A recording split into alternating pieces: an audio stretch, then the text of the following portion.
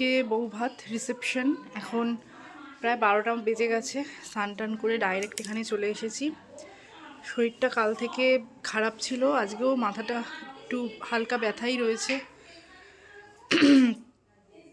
তাই একটু দেরি হয়ে গেল আসতে। এখন কন্যাযাত্রী মানে রাত্রিবেলায় না দিয়ে সকালেই তত্ত্ব নিয়ে এসেছে। চলুন দেখাই আপনাদের। তত্ত্ব নিয়ে ঢুকে গেছে, আর একটু পরে ভাত কাপড় দেওয়া হবে, তারপর সন্ধ্যেবেলা রিসেপশন।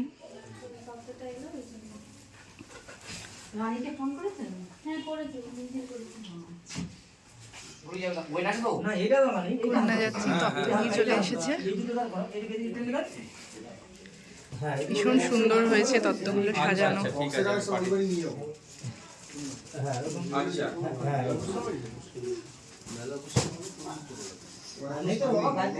অনুষ্ঠান শুরু হচ্ছে।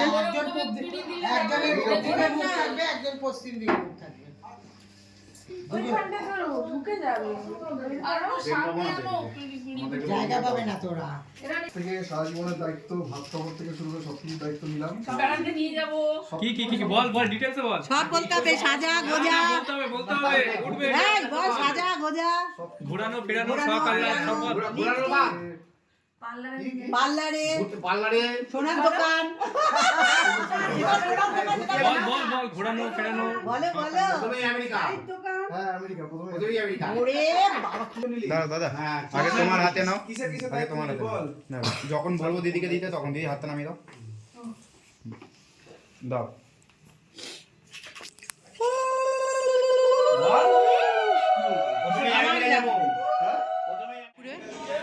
দুপুরে এখানেই লাঞ্চের ব্যবস্থা করা হয়েছে।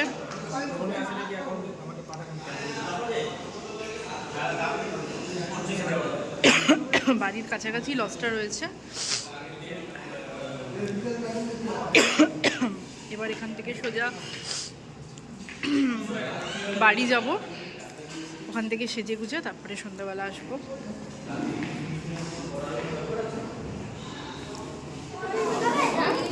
গেল আর আসলো। এই ভিডিও করছি রিয়া, কথা এই রুমকি আছে। আর রুমকিকে দেখলে আমার মার কথা মনে পড়ে, একদম আমার মার মতো এরকম লাজু টাইপের। সব মাসিরা আমার, আর পিসি আমি আর খালা এক মাসি। আমার মা আর কাকুজি খিচুড়ি, কফি স্টল, পকোড়া দুটো আর আইসক্রিম। দেখি মামার আইসক্রিমটা।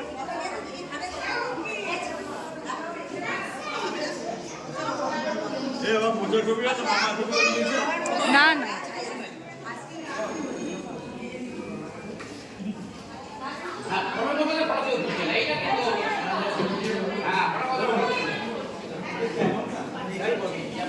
পেছনে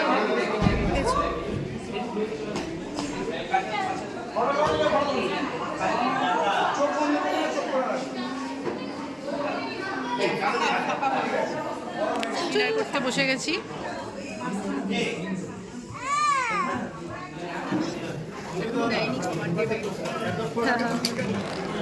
ফিশ কবিরাজি, পুদিনার চাটনি, স্যালাড আরও আছে।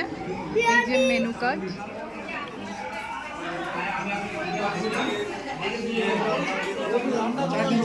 কুলচা, পনির, পুদিনা, সরি চানা না,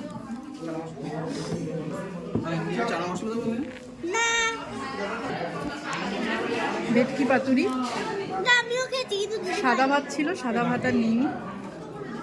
খেতে খেতে হঠাৎ ডুগুর শরীরটা একটু খারাপ হয়ে গেছিলো, বমি টমি করে একাকার, তাই আর খাওয়ার সব ভিডিও তোলা হয়নি।